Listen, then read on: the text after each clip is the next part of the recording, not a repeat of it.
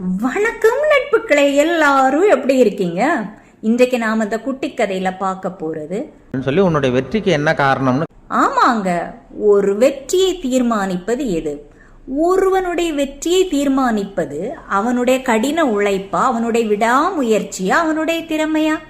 இவையெல்லாம் காரணிகளாக இருந்தாலும் இன்னும் சில காரணிகள் இருக்கு ஒரு வெற்றியை தீர்மானிக்க. நம்மளுடைய உழைப்பால, திறமையால, நம்முடைய புத்திசாலித்தனத்தால, நம்முடைய சாணக்கியத்தனத்தினால, நம்முடைய செயலால நம்ம வெற்றி அடைஞ்சோம்னு சொன்னா அது ஒரு 10% தாங்க. 10% தான். ஒரு வெற்றி அடையணும்னு சொன்னா நேரம், காலம், சந்தர்ப்பம், சூழ்நிலை, அந்த நேரத்தில் உங்க கூட இருக்கிற மனிதர்கள் அவங்க எப்படி நிற்பாங்க, இதெல்லாம் சேர்ந்துதான் ஒரு வெற்றியை அடைய முடியும். ஒரு பெரிய மிக வெற்றியை ஒருத்தர் அடைய முடியும். அதை பற்றி தான் இந்த குட்டி கதையில பார்க்க போறோம். அழகாபுரிங்கிற ரொம்ப அழகான ஒரு கிராமம் இருந்துச்சாம். சரி, நேரா நிலக்கோட்டை போயிருக்க. நிலக்கோட்டை வந்து வத்தலக்குண்டுக்கு போங்க.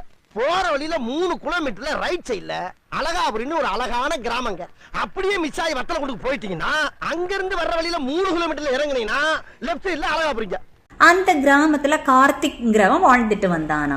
எல்லோரிடமும் ஒரு திறமை இருப்பது போன்று இந்த கார்த்திக்கிடமும் ஒரு திறமை இருந்துச்சான். அதாவது நொடி பொழுதில் யார் மீதும் எதன் மீதும் பந்தயம் வைத்து உடனடியாக வெற்றி பெறும் திறமை அவனிடம் இருந்துச்சான். அதனால கிடுகிடுன்னு பெரிய பணக்காரனா இப்ப அந்த ஊர்ல மாறிட்டானா. இவனை விசாரணை செய்வதற்காக டெல்லியில் இருந்து இன்கம் டாக்ஸ் ரைடு அவன் வீட்டுக்கு வந்துச்சான். இவ்வளவு பெரிய பிளாட், எத்தனை வீடுக? அதிகாரிகள் அவன்கிட்ட விசாரிச்சாங்களாம். உன்னுடைய வெற்றிக்கு எது காரணம் அப்படின்னு கொஸ்டின் கேட்டாங்களாம்.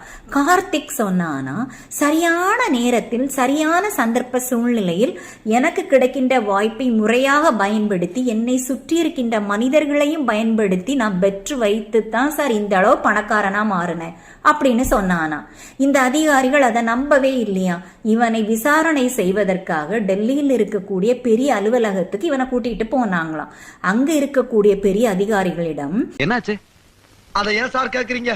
இந்த கார்த்திக் கொஞ்சம் டிஃபரெண்டான டேஞ்சரான பர்சன் சார், இவன்கிட்ட பார்த்து பழகுங்க அப்படின்னு அந்த சின்ன அதிகாரிகள் சொன்னாங்களாம். அதற்கு அந்த பெரிய அதிகாரி என்ன சொன்னார் தெரியுமா? பாரியா என் திறமைய. உங்களுக்கெல்லாம் கார்த்திகை சரியா விசாரணை செய்ய தெரியல. நம்முடைய 20 ஜூனியர் அதிகாரிகளையும் அந்த ரூம்ல வந்து உட்கார சொல்லுங்க. நாளைக்கு அவர்கள் முன்னிலையில நான் கார்த்திகை விசாரணை பண்ணும் பொழுது எப்படி விசாரணை பண்றேங்கிறத அவங்களும் கத்துக்கிட்டோம் அப்படின்னு சொல்லி அனுப்புனாராம். அத போல அடுத்த நாள் அந்த 20 ஜூனியர் அதிகாரிகள் அந்த ரூம்ல வந்து உட்கார்ந்தாங்களாம். கார்த்திக்கும் வரவழைக்கப்பட்டானா.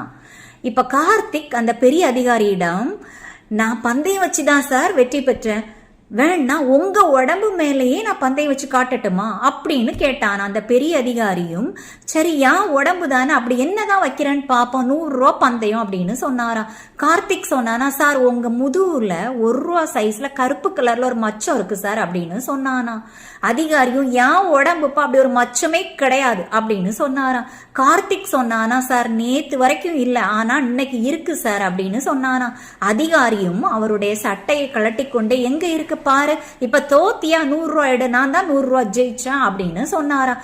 அதற்கு கார்த்திக், சார் நான் தோத்தது என்னமோ 100 ரூபா தான், ஆனா நான் 1900 ரூபாய் இந்த பந்தயத்தை வச்சு நான் ஜெயிச்சுட்டேன் சார் அப்படின்னு சொன்னானா. அதிகாரிக்கு ஒண்ணுமே புரியலையா. கார்த்திக் சொன்னானா, சார் இங்க இருக்கக்கூடிய 20 ஜூனியர் அதிகாரியிடமும் நான் உங்க பெரிய அதிகாரிய உங்க முன்னாடி சட்டையை கலட்ட வைக்கிறேன், ஆளுக்கு 100 ரூபா பந்தயம் அப்படின்னு பந்தயம் கட்டி இருக்கேன்.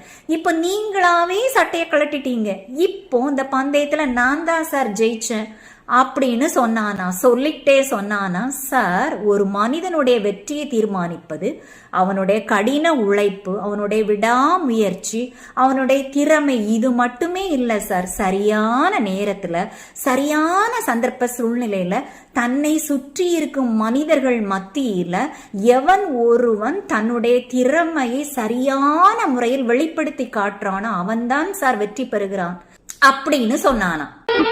என்ன அழுக, என்னால முடியலடா. பார்த்தீங்களா சார், பார்த்தீங்களா என் கதையை கேட்டுருக்கீங்களே, பிம்மி பிம்மி அழுறீங்க பாரு. நான் அதுக்கு அழகடா, வேற எத்தனையோ கேஸ் அட்டன் பண்ணிருக்கேன். வாழ்க்கையில இப்படி ஒரு கேஸ் நான் அட்டன் பண்ணவே இல்லடா. ஆமா நட்புக்களே, வாழ்க்கையில் சவால்கள் இல்லை என்றால் நீங்கள் புதிதாக எதையும் செய்யவில்லை. நீங்கள் முன்னேறவில்லை என்றுதான் அர்த்தம். சவால்களை எதிர்கொண்டு செல்வதே வெற்றி. வெற்றிக்கான ரகசியம் எதுவென்றால், உண்மையிலேயே நீங்கள் எதில் சிறந்தவர் என்பதை கண்டுபிடித்து அதில் உங்கள் முழு கவனத்தையும் செலுத்துவதே ஆகும்.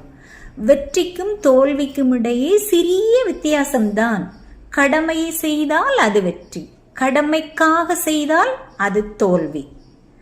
வாழ்க்கையில் நடக்கும் சாதாரண விஷயங்களையும் அசாதாரண முறையில் இந்த உலகமே திரும்பி பார்க்கும் வகையில் செய்தால் அதுதான் வெற்றி.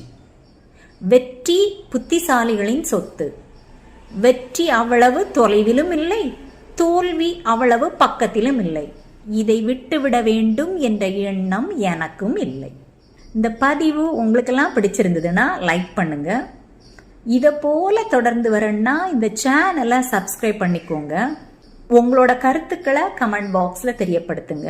நன்றி.